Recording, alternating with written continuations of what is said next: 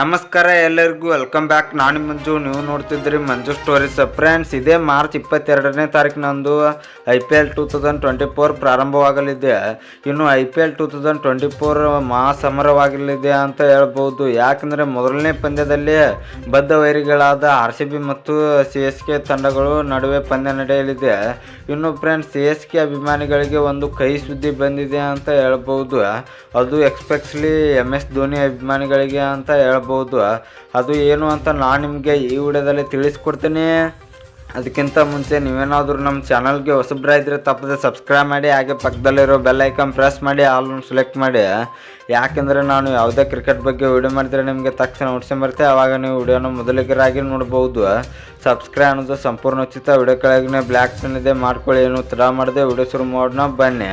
ಇನ್ನು friends, CSK ಮತ್ತು MS Dhoni ಅಭಿಮಾನಿಗಳಿಗೆ ಕೈ ಸುದ್ದಿ ಏನೆಂದರೆ ಫ್ರೆಂಡ್ಸ್, ಈಗ MS ಧೋನಿ ಅವರು ಇನ್ಸ್ಟಾಗ್ರಾಮ್ನಲ್ಲಿ ಒಂದು ಪೋಸ್ಟ್ನ ಹಾಕಿದ್ದಾರೆ. ನಾನು ಈ ಸೀಸನ್ನಲ್ಲಿ ಒಂದು ಹೊಸ ರೂಲ್ನ ತಗೊಂಡು ಬರ್ತಾ ಇದ್ದೇನೆ ಅಂತ.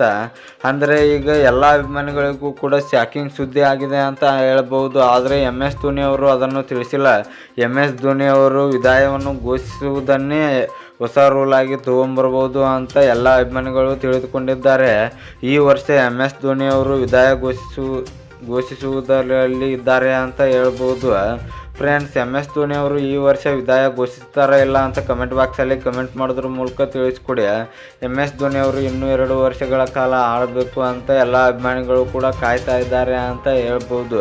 ಇನ್ನು ಫ್ರೆಂಡ್ಸ್, ಈ ವಿಡಿಯೋ ನಿಮಗೆ ಇಷ್ಟ ಆದರೆ ಲೈಕ್ ಮಾಡಿ, ಶೇರ್ ಮಾಡಿ, ಕಮೆಂಟ್ ಮಾಡಿ. ನಮಸ್ಕಾರ ಫ್ರೆಂಡ್ಸ್.